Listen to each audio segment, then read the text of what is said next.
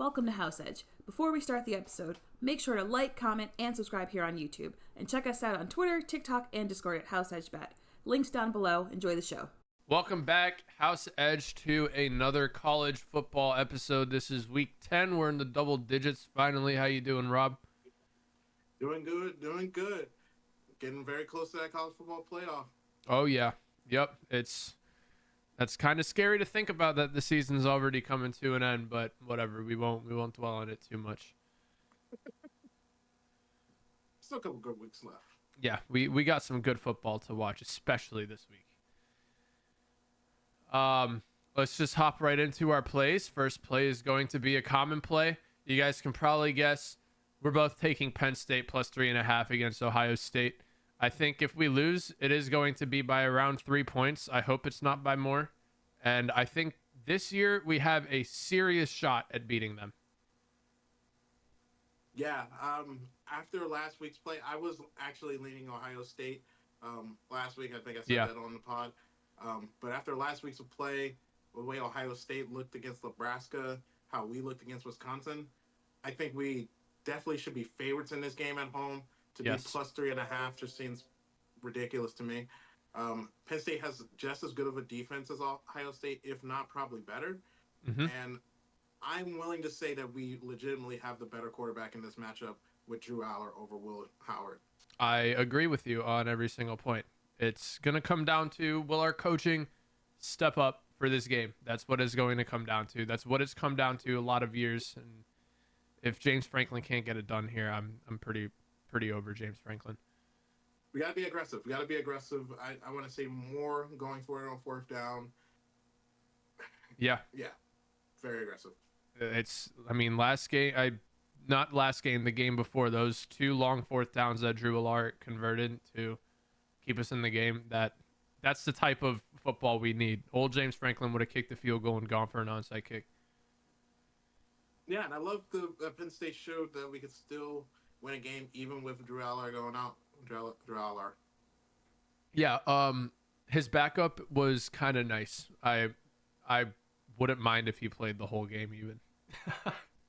I don't know about that. Yeah. We want Drew to play this weekend, but he's capable. And then next up, I am taking Army, the Armed Forces, 22.5 point favorites against Air Force. Army's undefeated, one of, I believe, 8 remaining undefeated teams, and Air Force is 1-6. They're trash, like really, really bad. 22.5 points, I don't think is enough. They're gonna win by 30 plus. Yeah, I like this play. Army and Navy will not have a close game with Air Force this year. They are actual football schools somehow this year, so I just don't see this being a competitive game. Yeah. Notre Dame did take it to Navy last week and gave them their first loss, but I think Army is even better than Navy. Next up, I am taking Arkansas plus 7.5 against Ole Miss. Just betting against the team that lost me money last week. I mean, I watched that entire Ole Miss game, and oh my goodness, I cannot believe this team was ranked in the top 5 at some point this year. They are a god-awful team and should not make the playoff. I think they lose outright to Arkansas this week, which will eliminate them. Yeah, I mean, Ole Miss is highly ranked because of Lane Kiffin. Lane Kiffin's name just really, it breeds the rankings. Yeah. People like his offense. He's been really good as an offensive coordinator at many different stops, but he's just not been able to get it done through a whole season as a head coach. Yeah. I think Arkansas beats them outright. Like I said, it's hostile environment. They're going to Arkansas. That's the border battle between Mississippi and Arkansas. Nice. And lastly, my cash cow this year has been betting against Florida State. Last year, it was taking Florida State. This year, it's betting against Florida State. UNC minus 2.5. We need to have a 30 for 30 on this Florida State team. I told you about this earlier this week. How do you go from being snubbed from the last college football 14 playoff to being 1-7? decommitments all over the place. The program is in big trouble. Yeah, I really don't know what happened on the inside of that program. I mean, we knew that the Florida State team of last year was a team that was heavily dependent on the transfer portal, bringing in Jordan Travis, and I believe the running back and the key receiver, Ken Coleman, were also in the transfer portal adds into that year. But I mean, they had to keep some guys. Like, how many guys did they return over the season? This is a completely different team. Yeah. Like you said, 1-7. Yeah, it needs to be studied. Don't know what's going on over there. Oh, man. So moving on to my plays, I have Illinois money line plus 136 versus Minnesota. Minnesota went out last week and really stomped Maryland. Max Browner put up 4 touchdowns, but I'm not believing it. I don't think that type of offensive production from Minnesota will hold up, especially against Illinois' defense. I mean, they're ranked for a reason at number 24.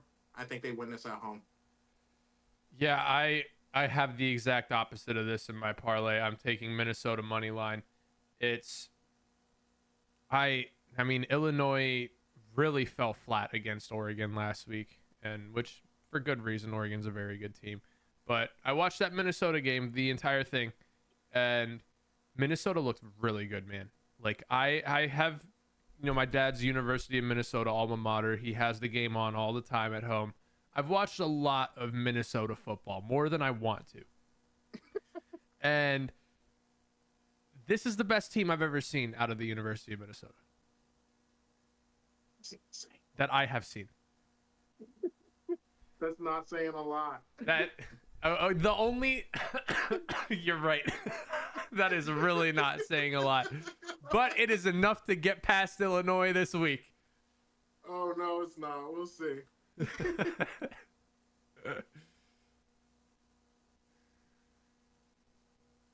Oh man. And lastly, my last play is Indiana -7.5 versus Michigan State. Said it last week. This is the best story in college football. Yeah. That offense looked great. Even in that last game where they struggled kind of towards the late in that first half, they come back in the second half, a completely different team, and they step on their throats. I think they'll do the same thing against Michigan State, a team that struggled against Michigan and really has struggled against all good teams this year. Yeah, I have no doubt that they're gonna take care of Michigan State this week. I think it's gonna be a win. I almost took this. This was an honorable mention for me. I did a little bit of digging on Indiana's numbers this year, and I'm not so confident in this team as I was, say, last week. They only have one win against a team above 500 currently. They have one single win, and I believe that is Nebraska. Yes. They did really take it to them, but we'll see who this team is November 23rd when they go to Ohio State. I think they're going to get exposed. Possibly, but Michigan State's no Ohio State. No, absolutely not. They'll get by them.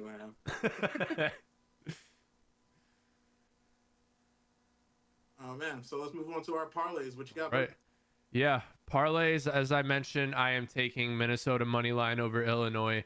That's like the only, I think, questionable play on this parlay. I'm taking a lot of favorites for the other ones. Auburn money line over Vanderbilt. Auburn is the reason I did not cash my college parlay last week. They really took it to Kentucky last week. Hats off to them. Now I'm going to bet on them. Indiana money line over Michigan State. We just touched on that. Iowa State money line over Texas Tech. They're not letting Texas Tech ruin their undefeated season at home. And Clemson money line versus Louisville.